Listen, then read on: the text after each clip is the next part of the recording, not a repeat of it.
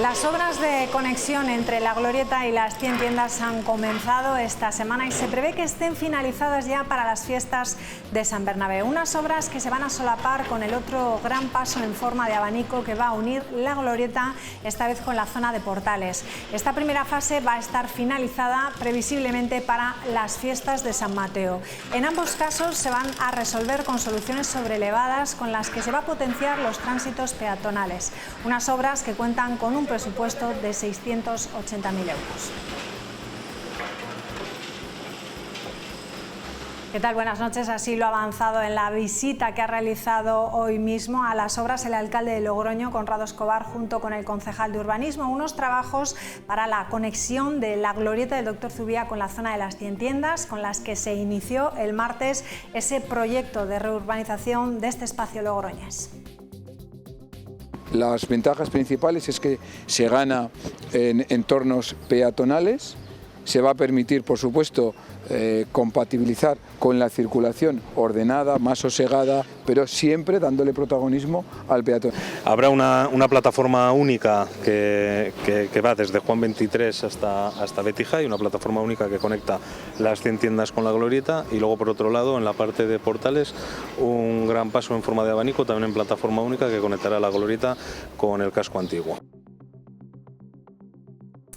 Bueno, pues de ello hablaremos en el tiempo de tertulia, pero antes quiero plantearles también, seguro que muchos de ustedes, si son padres, estarán pensando en esto. Según datos del Ministerio de Ciencia, Innovación y Universidades, en el curso académico 2023-2024, el número total de estudiantes matriculados en el sistema universitario español alcanzó el 1.762.000, una cifra la más alta registrada hasta la fecha. El proceso de admisión universitaria en España comienza generalmente en los meses de mayo y de junio, cuando los estudiantes de segundo de bachillerato se presentan a esa tan temida evaluación del bachillerato para el acceso a la universidad, la EBAU.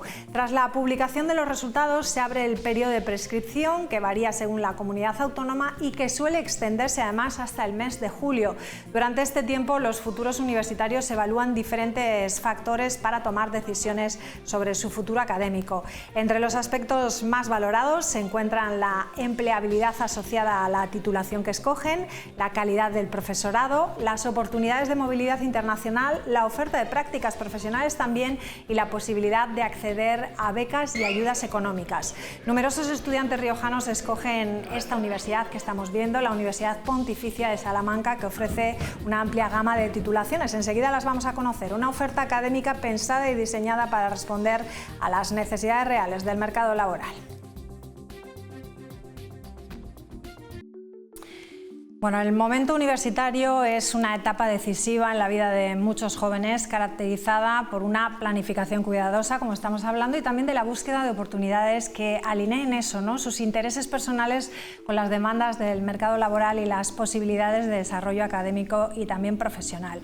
Hoy tenemos el privilegio de contar aquí en el programa con el rector de la Universidad Pontificia de Salamanca, don Santiago García Jalón de la Lama. ¿Qué tal? Muy buenas noches. Pues muy buenas noches, encantado de estar con vosotros. Bueno, hay que decir, no todos lo sabrán, que usted es riojano, ¿no? Eso es. Así que bienvenido también a su tierra. Pues muchísimas gracias, sí, yo soy logroñés, ciertamente. Bueno, a partir de los próximos meses, lo estábamos comentando antes, comienza lo que es la odisea de muchos padres, ¿no?, y de muchos estudiantes, de muchos jóvenes que están tratando de escoger lo que es la mejor universidad que se alinee, como decimos, a sus intereses, ¿no?, y también búsqueda de la salida del mercado laboral.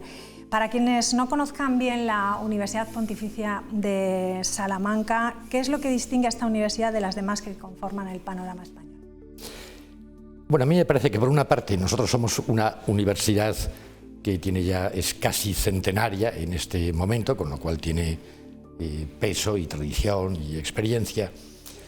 De hecho, de las universidades de Castilla y León somos la tercera más antigua, teniendo presente que en Castilla y León están algunas de las universidades más antiguas de Europa, ¿no?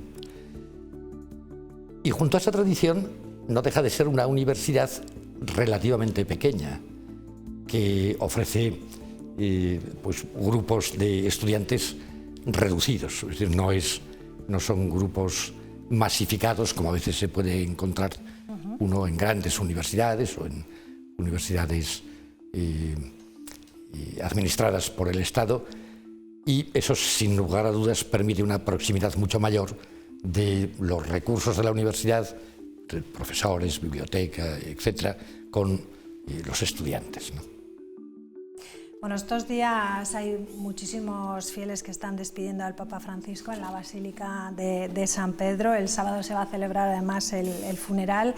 En estos momentos el Vaticano también está empezando a buscar su sucesor. ¿Cómo valora su legado desde la perspectiva de una institución universitaria como la suya? La nuestra es una universidad pontificia, lo cual quiere decir que tenemos por misión estar al servicio de la tarea pastoral del Papa. En ese sentido, pues el fallecimiento de un Papa a nosotros, en fin, nos deja un poco huérfanos por esa misión nuestra. Todo el mundo sabe cuáles han sido las características del Papa Francisco, su cercanía, su proximidad, su espontaneidad, y eso sin duda ninguna pues es un legado imborrable que deja para siempre. Hablando de ese legado, fue conocido, como dice, por su humildad y por su enfoque de los más necesitados. ¿Cree usted que esos valores se están inculcando en los jóvenes de hoy en día? Pues tenemos una sociedad que es contradictoria, como imagino que la ha sido siempre la sociedad, porque los seres humanos somos bastante contradictorios, ¿no? Sí, por una parte, yo creo que nunca, como ahora, se ha hablado de solidaridad, ¿no? Pero nunca como ahora se ha hablado al mismo tiempo de competitividad, y eso crea una tensión en la educación de la gente joven que a veces le puede desconcertar. Me ha llamado también la atención un informe que hemos conocido hoy, que la UNESCO dice que hay una crisis global de profesorado y que de aquí al año 2030 habría una necesidad de unos 44 millones de profesores. Desde el punto de vista de una universidad como la Pontificia, ¿de qué forma se puede abordar esta problemática de falta de profesorado? Nosotros tenemos una facultad de educación y una facultad de filosofía que, lógicamente la facultad de educación forma a gente para dedicarse a la educación, y la de filosofía, pues la mayoría de los que estudian allí también se verán abocados a la educación.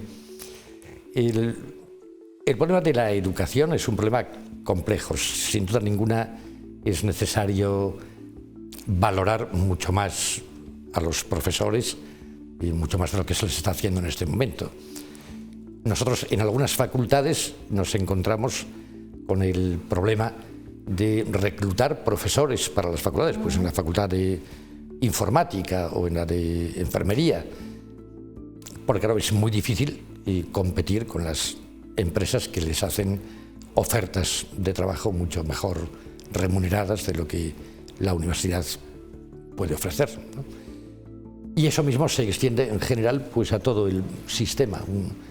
Un educador no está tan valorado, al menos desde el punto de vista económico y desde el punto de vista social también, pues no está tan valorado como otras profesiones, ¿no? Ese es pues un problema serio que hay que afrontar. Sobre todo hacen falta, y así lo dicen las empresas españolas, escasez de profesores también en áreas como matemáticas y física. ¿De qué forma entonces se puede, yo no sé si lo han notado en esas titulaciones dentro de lo que es la Universidad Pontificia, de qué forma pues se puede incentivar, ¿no?, la formación en estas titulaciones para los jóvenes que escojan? Sí, yo creo que ahí debe haber una permanente renovación de planes de estudios que haga que esas titulaciones sean sugestivas, pero después hay un problema de dedicación a los aspectos simplemente teóricos, ¿no?, de aplicación de la matemática o de la física a cuestiones prácticas como puede demandar una empresa, ¿no? Y para eso ni todo el mundo está dotado, ni ni todo el mundo siente la inclinación, claro está. Si a ello se añade, insisto, ese problema económico, pues las cosas se ponen un poco complicadas, ¿no? Bueno, hemos dicho al principio que ahora, a partir del próximo mes de mayo, comienza esa carrera, ¿no?, entre comillas, de elegir universidad. ¿Qué diferencia hay o qué destaca de Salamanca como ciudad universitaria y, en concreto, qué tiene de especial la Universidad Pontificia de Salamanca? Pues en los anuncios, en los cortes radiofónicos de difusión de nuestra universidad, suelen terminar con un lema que es el mayor campus de Europa, que claro, no se refiere a nuestra universidad, no es que la Universidad Pontificia sea el mayor campus universitario de Europa, se refiere a la ciudad de Salamanca. La ciudad de Salamanca es el mayor campus porque es una ciudad universitaria por excelencia. Al final es una población de 150.000 habitantes a la que se le añaden 30.000 estudiantes o 35.000 estudiantes. Por eso Salamanca y universidad pues es algo que está muy vinculado y muy unido. En fin, la experiencia de la universidad en Salamanca es una experiencia muy particular. ¿Qué titulaciones tiene la Universidad Pontificia de Salamanca o qué novedades se incorpora si se adapta, como hemos venido diciendo, ¿no?, al mercado laboral, que es cambiante y que necesita nuevas titulaciones? Bueno, nosotros tenemos implantadas ya pues psicología, informática, enfermería, dietética y nutrición, fisioterapia, educación, comunicación y las diversas titulaciones de comunicación. En fin, yo creo que hay una gama muy amplia de títulos, porque claro, hay 11 facultades, pero cada facultad a su vez tiene diferentes titulaciones. Y luego, en un plazo de tiempo breve, vamos a implantar pues, odontología, el máster de la abogacía. Claro, la adaptación al mercado laboral se hace básicamente no por títulos de grado o por sino mediante másters, mediante títulos de experto, mediante microcredenciales, etc., ¿no? Y eso es algo que está en una permanente renovación porque la demanda del mercado laboral también está en una permanente renovación. Eso le quería preguntar, porque la mayoría de las titulaciones son de grado, pero quería preguntarle si lo que son las preparaciones para los máster se ha notado ese incremento, y luego tendríamos el doctorado, ¿no? ¿Se ha notado el incremento por la solicitud de másters? Sí, se ha notado tanto que el gobierno trata justamente de poner coto, de exigir que haya una proporción entre el número de grados que se ofrecen y el número de másters, para que no haya un crecimiento solo en másters en las universidades. Realmente la demanda es muy alta. Nosotros tenemos en el catálogo de másters hay como una docena y media, más luego certificamos la calidad de otros másters que no impartimos nosotros, pero supervisamos, y eso es un catálogo amplísimo, ¿no? Sobre todo porque hay áreas de conocimiento que requieren eso, una formación muy ágil y una renovación muy ágil de la formación. ¿Son necesarios realmente? O sea, ¿es lo que se pide dentro de las empresas, ese máster? Bueno, dentro de las empresas lo que se pide es... Bueno, se pide en realidad, lógicamente, que la universidad les facilite el trabajador perfecto, ¿no? Pero sí es verdad que, por ejemplo, en informática, es que la renovación en el terreno digital es tan constante que alguien que haya hecho un grado hace 10 años, pues es que está fuera de mercado si no tiene un sistema permanente de renovación, sea mediante máster, sea mediante microcredenciales, sea mediante títulos de experto, ¿no? Eso En fin, es así. Y entonces las empresas sí que demandan esa actualización en la formación. ¿Y tienen datos de empleabilidad? Sí, en concreto relativa a los másters, yo creo que en el plazo de un año nuestros estudiantes superan el 95, el 96% de empleabilidad. En grado yo creo que es al acabar el primer año, después de haber terminado los estudios, el 81% de nuestros estudiantes están trabajando y al cabo de 3 años el 93 o el 94.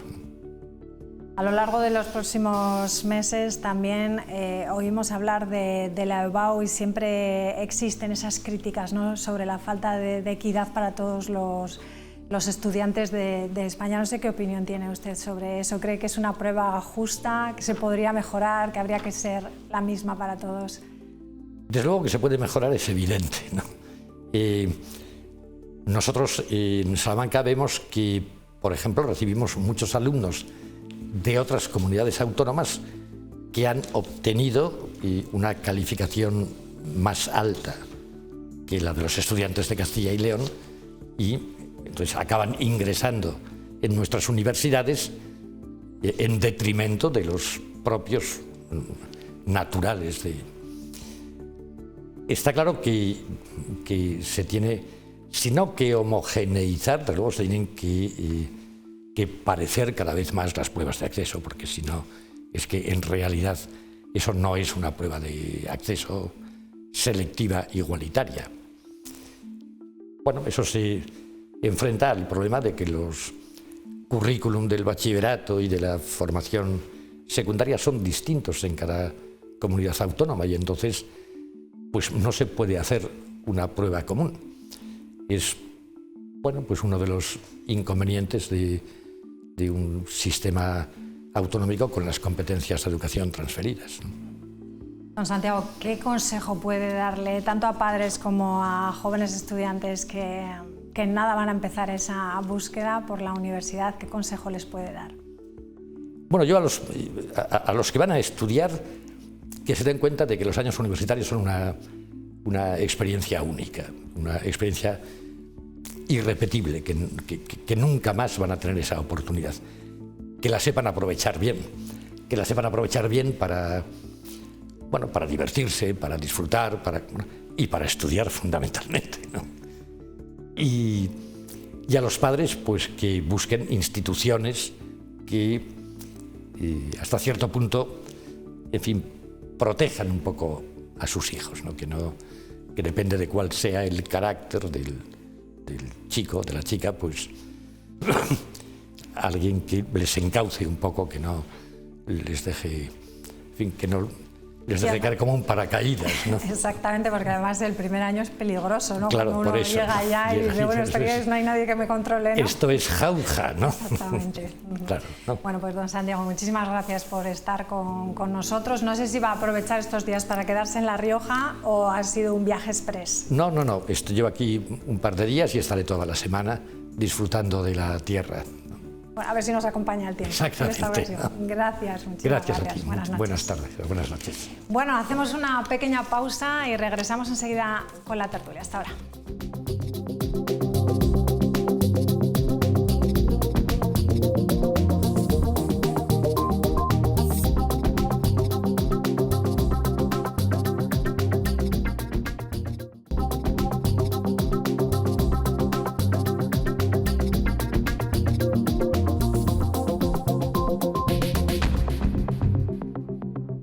Bueno, pues vamos a saludar ya a quienes nos acompañan aquí en la mesa. Vamos a saludar a Chuchi Hernández. ¿Cómo estás? Buenas noches. Hola, muy buenas noches. Gracias. ¿Cómo estás? Buenas noches. Buenas noches, María. Y Rubén Antoñanzas, ¿qué tal? Buenas noches. Buenas noches. Bienvenido. Gracias. Bueno, vamos a comenzar a hablar de la ciudad de Logroño, vamos a hablar de esas obras de conexión entre la Glorieta y las 100 tiendas que han comenzado esta misma semana y que se prevé que esas mismas obras estén finalizadas para las fiestas de San Bernabé. Unas obras que se van a solapar con el otro gran paso en forma de abanico que va a unir, en este caso, la Glorieta con la zona de Portales. Es la primera fase y estará finalizada previsiblemente para las fiestas de San Mateo. En ambos casos lo que se hace es resolver con soluciones sobrelevadas con las que se va a potenciar los tránsitos peatonales. Son unas obras que cuentan con un presupuesto de 680.000 euros.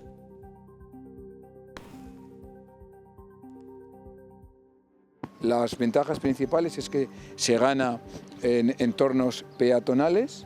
Se va a permitir, por supuesto, compatibilizar con la circulación ordenada, más sosegada, pero siempre dándole protagonismo al peatón.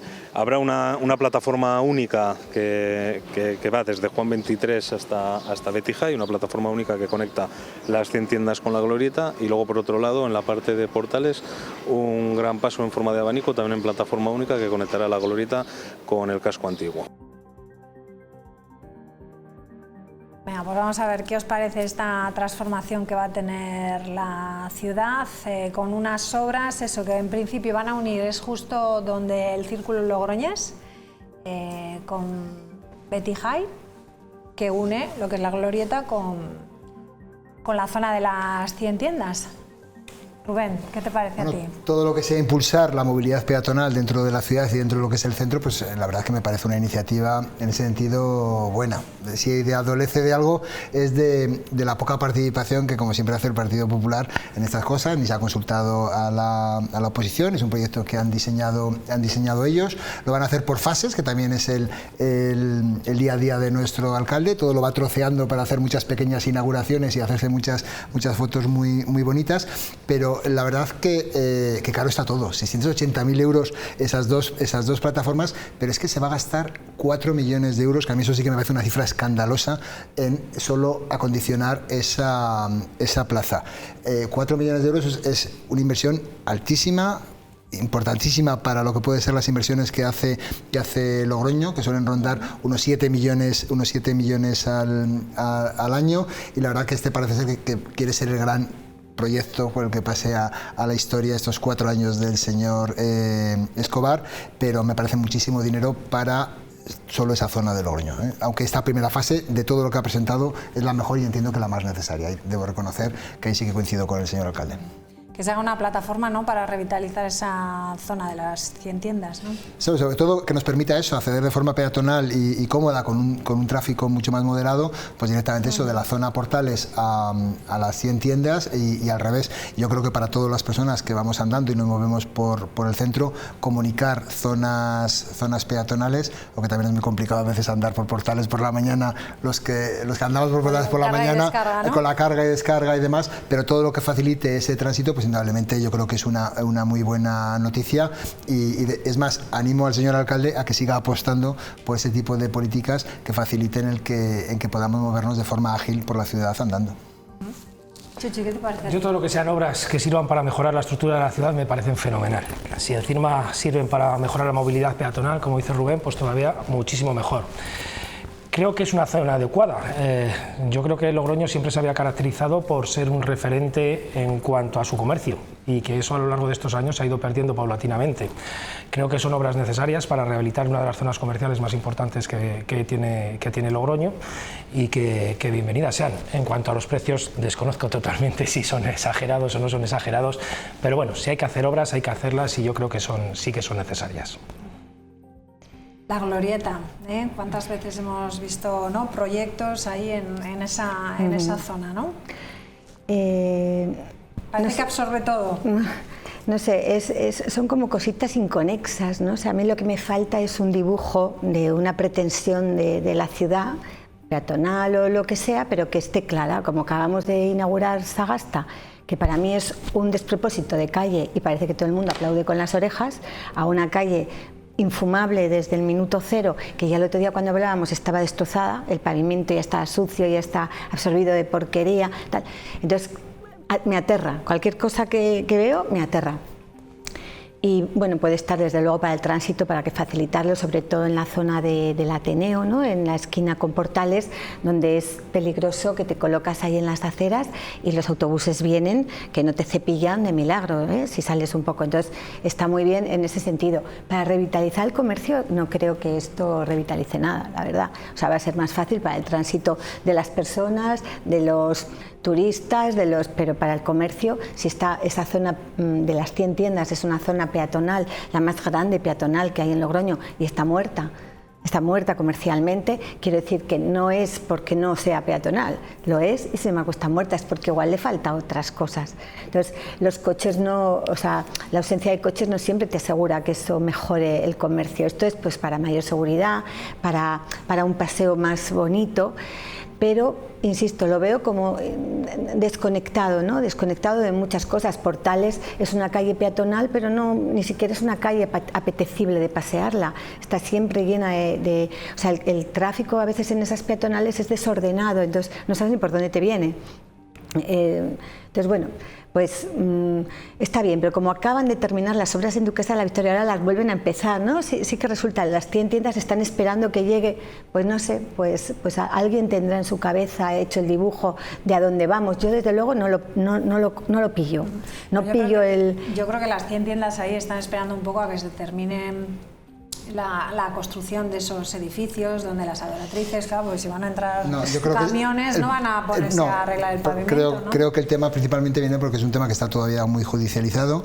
No podemos olvidar que el señor Conrado Escobar prometió en campaña que lo iba a solucionar en los 3 primeros meses de mandato y ha sido absolutamente incapaz, porque es un tema muy complejo, porque hay unas obras que se han ejecutado mal, que ha habido que valorarlas. Lógicamente la empresa que las ha ejecutado quiere cobrar esa parte de los trabajos que ha hecho. El Ayuntamiento de Logroño se cuestiona la calidad de esos trabajos. Entonces es un tema que está muy bloqueado judicialmente y que lamentablemente lo está sufriendo el comercio, lo están sufriendo los vecinos. Yo creo que va más por ahí la cuestión que por otra Pero cosa. tampoco se podría empezar a... ¿no? O sea, evidentemente llevas toda la razón, pero digo que tampoco podrías empezar a hacer...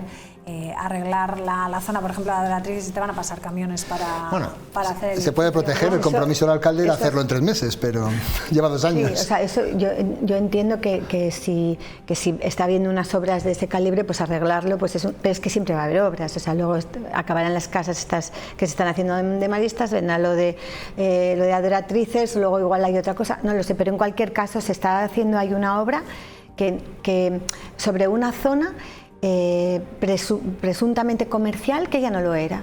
O sea, porque ¿cuántas tiendas quedan allí abiertas?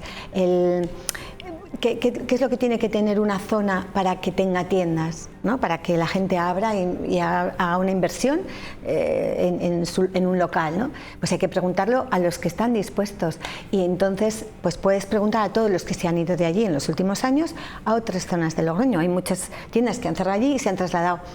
Si les preguntas, pues te dicen, o sea, no quieren quedarse aislados, tan aislados.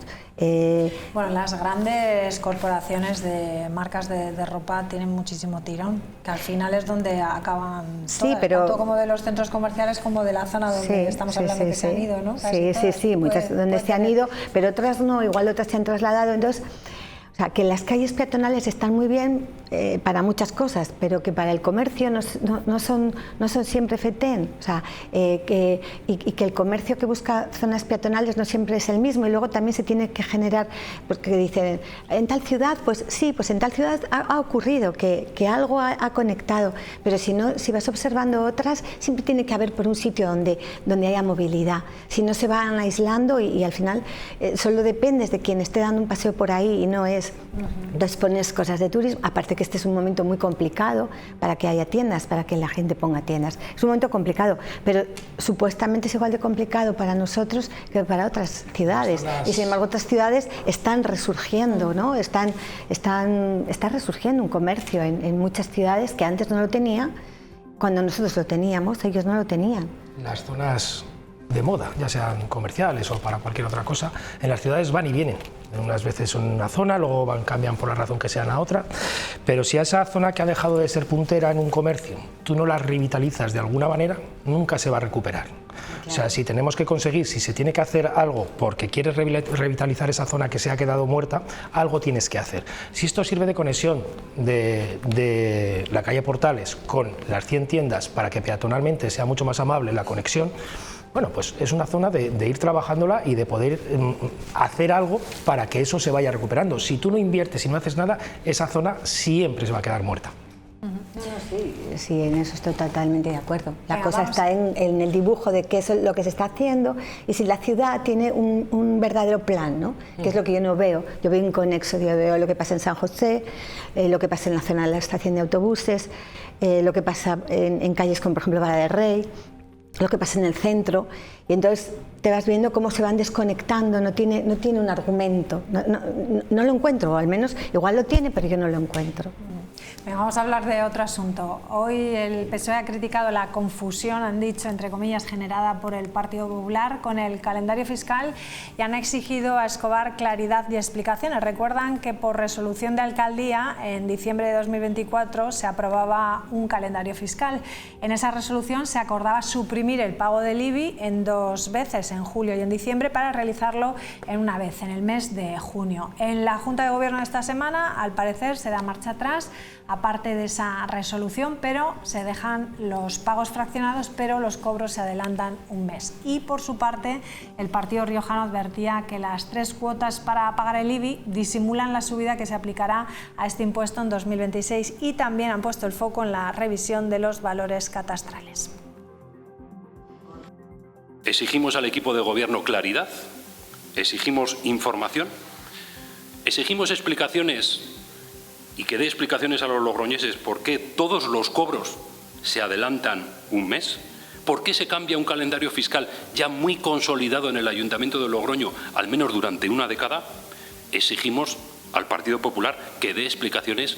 Esos ingresos que va a haber con subida de impuestos por valor de 4,5 millones de euros y todo lo que tiene que ver con las tasas y precios públicos que se van a incrementar 1,6 millones de euros. Lo que podemos decir es que el señor Escobar, lejos de tomar medidas para bajar la carga impositiva a las familias, como podía hacer con una bajada significativa del IBI, lo que hace es disimular esta subida, que será a partir del año que viene, en 3 cuotas para que el impacto en los bolsillos de los logroñeses parezca mejor. Pues acláranos un poco, porque a mí no me ha quedado muy claro. Tampoco sé por qué se adelanta un mes, qué sentido tiene o qué es lo que hay detrás. Yo creo que el adelantar posiblemente, no sé, Luis hacía muchas preguntas, el Partido Socialista, posiblemente es la necesidad de hacer caja. El Ayuntamiento tiene una situación económica muy complicada, tenemos... La gestión económica del Partido Popular está siendo sorpresivamente mala. Yo creo que nadie esperaba una gestión tan ineficaz. No podemos olvidar que hemos aprobado unos presupuestos que han entrado en vigor a principios a finales de febrero y que tienen que recortarlos ya 8 millones de euros porque ha presupuestado más gasto corriente que los ingresos, algo que no había pasado en la historia de la democracia del Ayuntamiento de Logroño. Entonces necesita esa liquidez, pero prepárense sus carteras, señores y señoras de Logroño, porque claro, por resolución de alcaldía ha sacado pues lo que es las previsiones y las instrucciones que tiene que dar a las unidades técnicas para que preparen los próximos presupuestos y cuáles serán los próximos ingresos. Y la sorpresa va que nos va a subir los impuestos, prevé ingresar 4,5 millones de euros más en impuestos y 1,6 millones más en las tasas, pero ya nos ha subido el basurazo, me refiero que vamos a anotarlo y lo vamos a pagar ahora, pues sigue necesitando esa liquidez. Entonces lo que quiere hacer este año, bueno, ya haciéndolo en tres partes, es que el año que viene seamos menos conscientes de esa subida. Pero es que además lo que está preparando es una función del Estado, pero el Ayuntamiento puede pedir que la valoración del IBI, de lo que son la valoración catastral de los impuestos, que es con lo que se aplica ese impuesto, pues lo revise el Estado.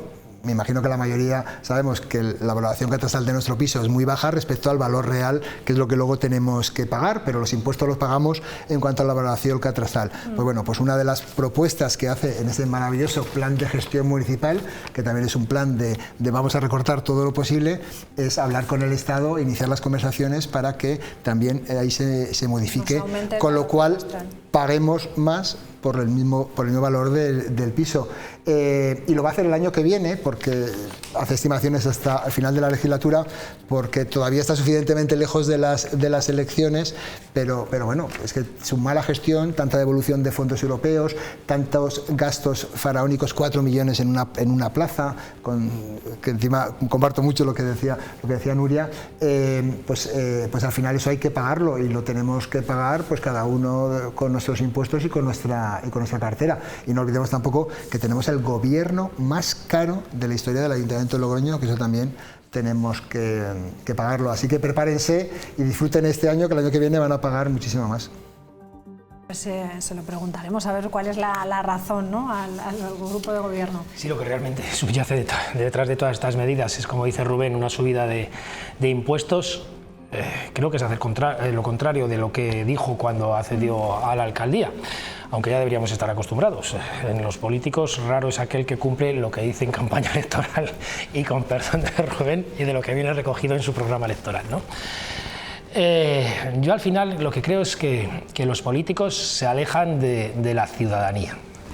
Nos tienen inflados, crujidos a impuestos, todas las administraciones, en aquellos que pueden, y lo que tendrían que rendir cuentas es a qué dedican esos impuestos, todo ese dinero que se recauda. Hacía alusiones Rubén ahora mismo a que Logroño tiene el gobierno local más caro de toda la democracia. Vamos a acordar ese gobierno, cuántos puestos puede haber, cuántas libres designaciones. Es lo que le llevamos reclamando desde hace años a todos los partidos políticos. Vamos a acotar esos nombramientos a dedo, que se llevan mínimo 60.000 euros al año, que están haciendo de la administración un pozo sin fondo. Un pozo sin fondo. Vamos a tomar esas medidas, pero los partidos políticos, y bueno, los partidos políticos no, los políticos no quieren llegar a esas conclusiones, ¿vale? Entonces, tenemos lo que tenemos, y al final, cada gobierno que viene después del anterior es mucho más caro, porque se sigue nombrando todavía muchísima más gente a dedo. Y ese es el problema. No se toman medidas reales. El Ayuntamiento de Logroño ahora mismo tiene un problema con una serie de trabajadores que están prestando sus servicios para unas instalaciones municipales, como pueden ser la Gota de Leche o la Atalaya. Llevan 4 meses sin cobrar. La administración es extremadamente lenta en tomar decisiones. ¿Qué pasa? Que esos trabajadores, esos 50, 60 trabajadores, siguen sin cobrar. ¿Quién les está solucionando los problemas? Nadie. ¿Saben lo que va a pasar con sus trabajos? ¿Saben si van a salir unas nuevas licitaciones? No, no saben nada. Ese es el problema de los políticos, que se alejan de la gente y no ponen soluciones absolutamente para nada. Les han puesto una sanción, ¿no? Una sanción de las más bien, altas, les han puesto una sanción. Y a mí me parece muy bien que le hayan puesto una sanción a la empresa. ¿Y los trabajadores? Se ha retenido también ¿Cuándo se va a pagar? El dinero. Estoy de acuerdo, y creo ¿Cuándo se van a cobrar? Que se ha gestionado muy mal lo de Ocio Sport, estoy totalmente de acuerdo, y de hecho haremos algún día una valoración en ese sentido. ¿Cuándo van a cobrar los trabajadores con ese dinero retenido? Hay ayuntamientos que han sido más diligentes que nosotros. Póngase Navarra, por ejemplo, Navarra y Álava, que me parece que también estaban, que han sido mucho más rápidos que los de La Rioja. El País Vasco ha sido muchísimo más rápido, de hecho, a la solución. ¿Por qué La Rioja siempre tiene que ser mucho más lenta en todo que nuestros vecinos?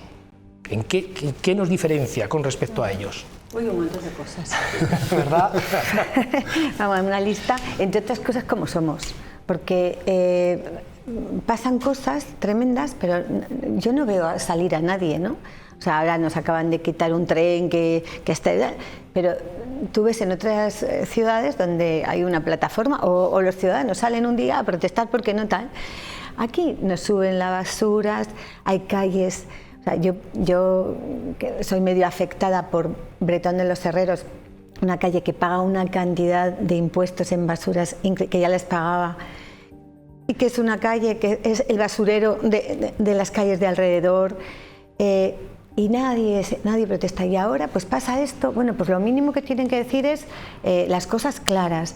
Y luego lo que sí que está claro es que esta ciudad es pobre. Está pobre.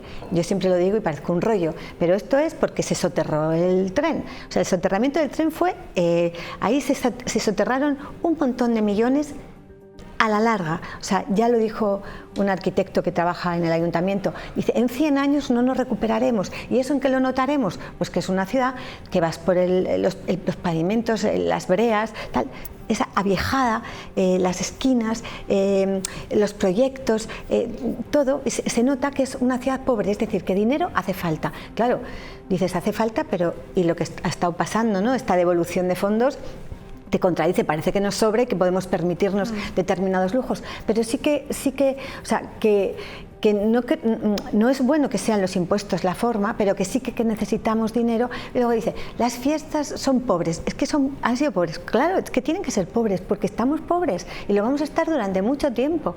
Además de que la gestión haya podido ser negativa, que yo no lo pongo en duda, lo que dices, porque tú sabes más, desde luego, es que nos hemos quedado sin dinero, nos hemos quedado vendidos porque hemos hecho un soterramiento que yo no aplaudo, desde luego que para mí es de lo peor que ha pasado en la ciudad, no por las consecuencias, sino por el mismo hecho en sí. Ya viejo, ya que no ha solucionado, que cualquiera que vaya a coger un tren o una estación o un autobús se da cuenta de que no, un proyecto, pues ese tipo nosotros, que de repente no estaba planeado dónde la gente llega con su coche, no estaba planeado dónde para, no estaba planeado nada, ¿no? Y bueno, y medio pobre, ¿no? Un proyecto muy grande, pero con unos materiales que ya está todo aviejado, ya parece que es tal, ¿no?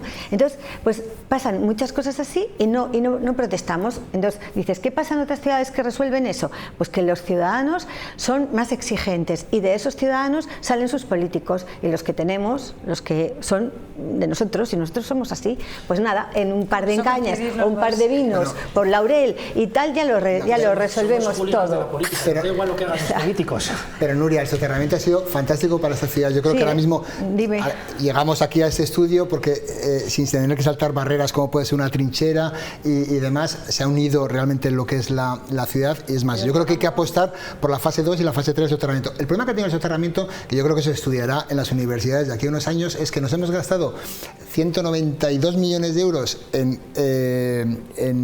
hundir una vía, y nos hemos gastado 16 millones de euros en levantar una montaña artificial para hacer una estación de ferrocarril y 14 millones de euros para hacer una estación de autobuses, que ahí sí que igual no tiene mucho sentido, ¿no?, el haber gastado tanto dinero en esas dos cuestiones. Pero lo que es el hecho de soterrar, quitar esa brecha, unir los barrios, a mí me parece que es uno de los grandes proyectos. Y otro de los problemas que hemos tenido, yo estaba en el gobierno anterior, como lo sabéis, con el Partido Socialista, pero siempre se lo decía a Hermoso de Mendoza, es que al final en la ciudad se acaba invirtiendo muchas veces en mismas zonas donde ya se ha invertido. Yo al alcalde le decía, es que pareces el gobierno del centro, solo invertimos en el centro y demás. Hay muchas zonas de Logroño que están muy abandonadas y que llevan años donde nadie ha invertido ni un solo euro en arreglar esas calles, en arreglar esas baldosas. Y bueno, pues hay calles, la calle Mujica la hizo Cuca, también hizo una parte Hermoso de Mendoza, en fin, otro tipo de calles donde sí habitualmente se está trabajando y bueno, y en otras zonas están muy abandonadas. La Glorieta, pues con mejor o peor acierto, se trabajó hace unos años, ha tenido una oportunidad de oro con el Instituto Sagasta, haber aprovechado para haber adecentado esa cuestión, y volvemos a invertir ahí. Y luego, regular, y luego las cantidades. Esa es una plaza, vamos, que es, ¿no?, una plaza desastrosa. Es que ya las elecciones de los pavimentos son fundamentales para pasar por los sitios, para que la gente las utilice. Entonces, si es un pavimento que no puedes andar ni con tacones, si te caes te haces una brecha, está sucio, ¿verdad? Pues se tira el dinero. Tienes que volver a hacerlo. Entonces esa plaza ha sido siempre un error, ¿no?, esa plaza en los últimos años.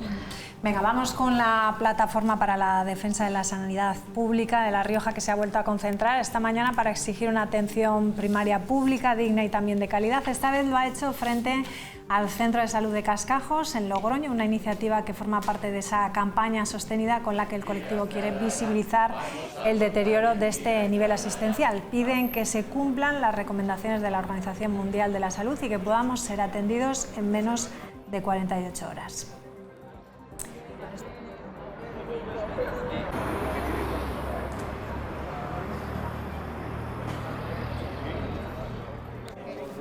A los tiempos anteriores.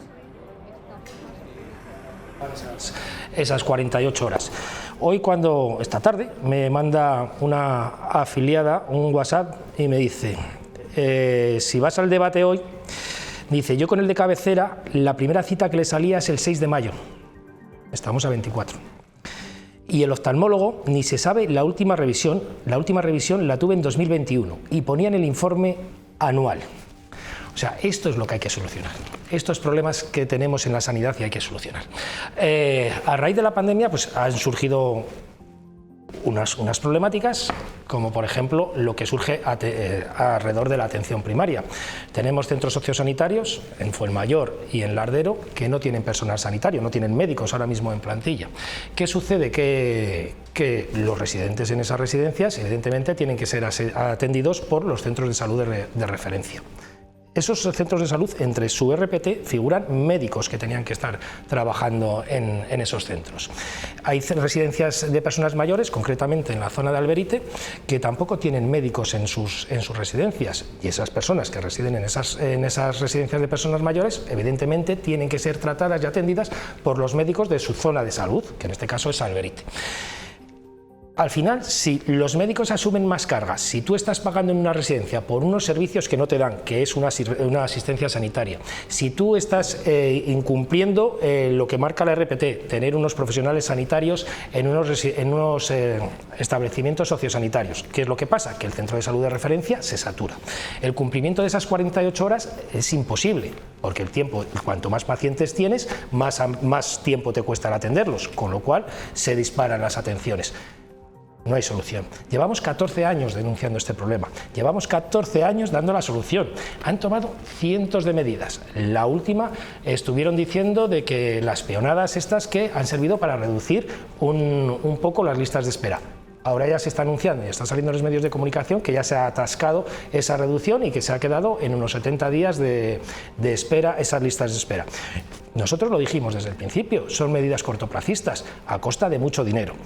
Para solucionar a largo plazo se tienen que intervenir y se tiene que hacer de otra manera, para que esto sea a largo plazo y constante. Lo que no podemos tener son visiones cortoplacistas de intentar solucionar las cosas en 4 días, porque luego volverá a pasar lo que está pasando, que vuelven a aumentar las cosas, se está atascando.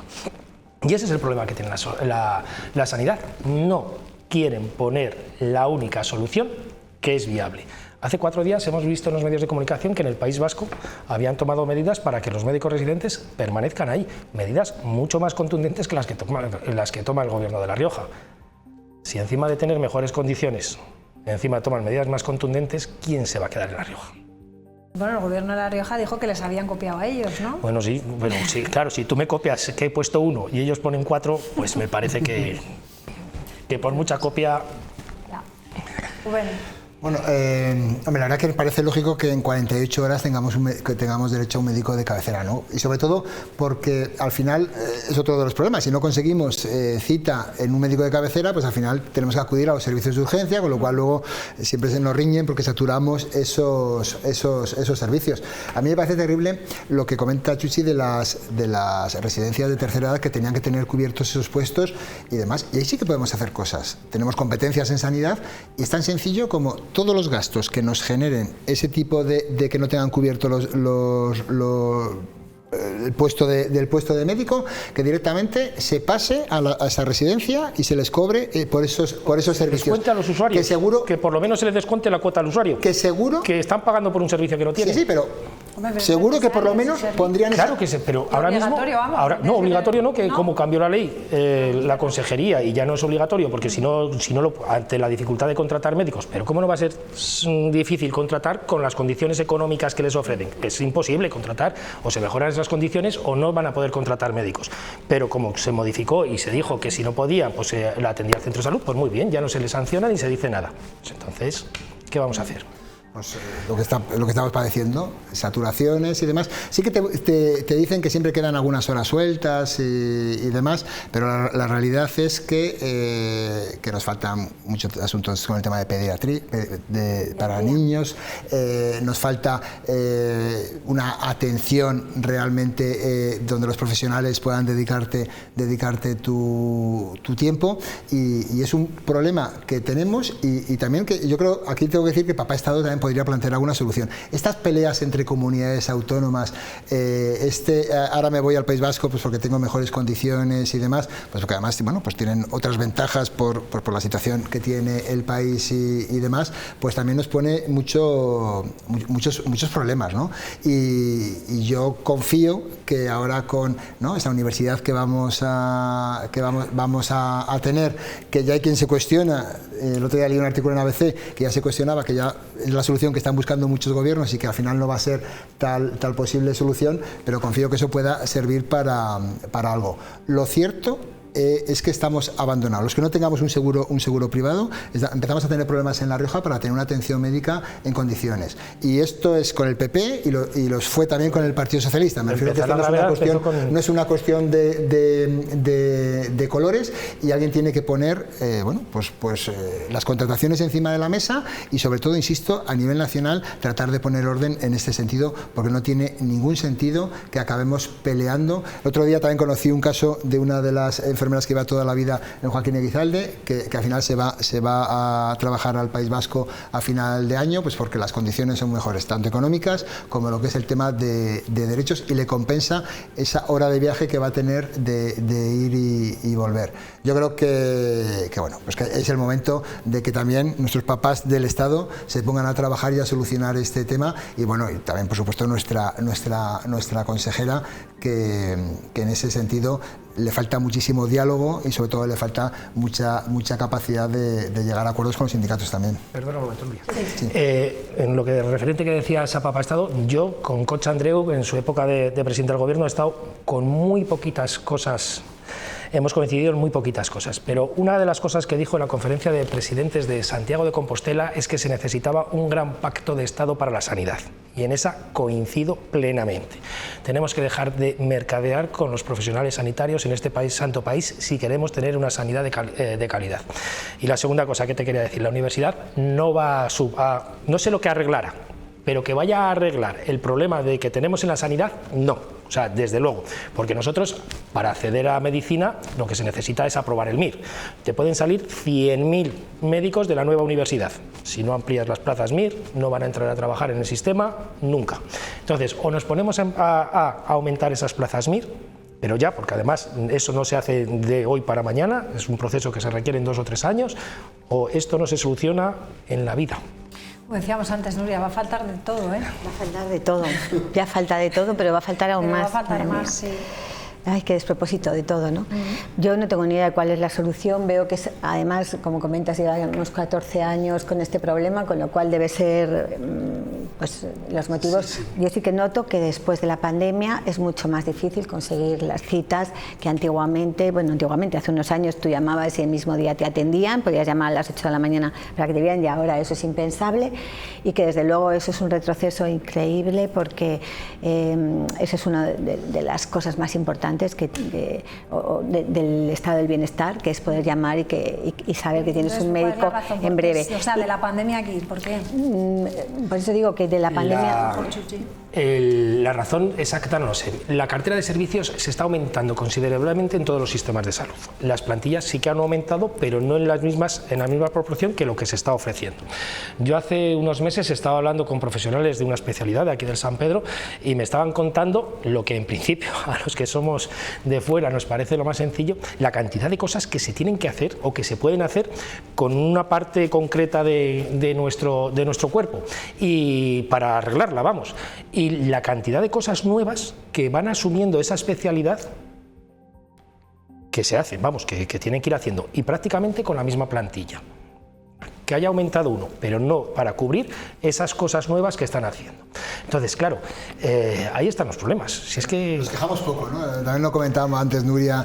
Es cierto que al final ponemos pocas reclamaciones cuando tardan días en atendernos, o cuando al final tenemos que ir un año a una especialidad y no nos dan la cita, y al final yo creo que es cierto que quizás es que reclamamos poco, porque luego sí que la consejera da unos datos como diciendo que lo grado de satisfacción es enorme, que yo creo que es con los profesionales, porque yo constantemente oímos de lo bien que les han atendido, el sobreesfuerzo que hacen, pero sí que es cierto que no puede ser que tardemos años en revisiones, o bueno, todo el tema de salud mental, que eso sí que ha aumentado después de pandemia, que se estén dando citas cada dos meses, los adolescentes con los problemas que están teniendo de salud mental y que no puedan acceder al sistema público, o la misma infancia también con este tipo de cuestiones. Es terrible. Son cosas, porque luego hay otras que también veo que de repente te pueden citar a las 8:30 de la tarde para hacerte pruebas,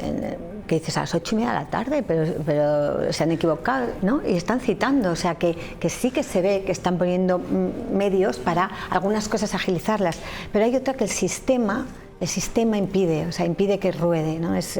En urgencias, pues muy bien, pero luego entras y de repente hay cosas que se están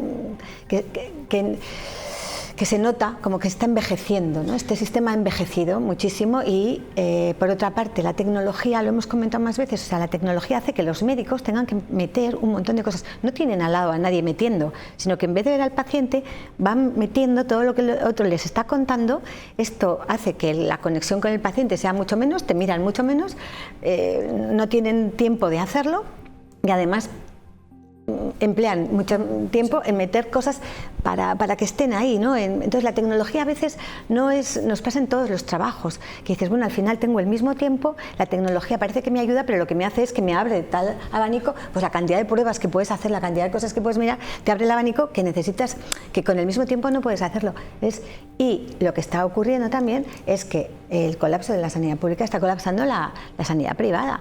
O sea, que en un momento dado uno puede decir, bueno, pues me voy como no me están atendiendo y mi salud es lo primero, pues cojo y y tampoco puedes, porque es tanta la gente que ha decidido como hacer eso, que de repente la sanidad pública privada también está colapsada. O sea, que el tener un seguro ahora tampoco es seguro de nada, valga la redundancia. Que pagamos suficientes impuestos como para tener una sanidad pública de calidad. Que sí, claro que sí. Pero otro de los problemas que tenemos, y vale el ejemplo, hace 2 días denunciábamos que había 30 camas nuevas, totalmente nuevas, en unos almacenes y que no estaban utilizando, y los celadores empujando camas viejas que ruedan para donde les da la gana con un esfuerzo tremendo.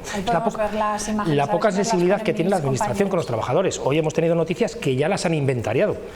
Joder, tanto costaba haber sacado las camas sin tener que denunciar absolutamente nada. ¿Qué hacen esas camas ahí cuando los trabajadores tienen que estar empujando camas viejas? Bueno, pues ahí dejamos la pregunta. Los trabajadores y luego los pacientes tumbados en las viejas, cuidándose en las nuevas. Hay que decir que los trabajadores me dan pena, pero los pacientes me dan más. Que hemos lanzado para que piensen, a ver, en una solución, en todo lo que hemos hablado aquí en esta mesa. Muchísimas gracias a los tres, como siempre, un placer. Gracias. Y les dejamos a todos ustedes ya con toda una vida. Adiós, buenas noches.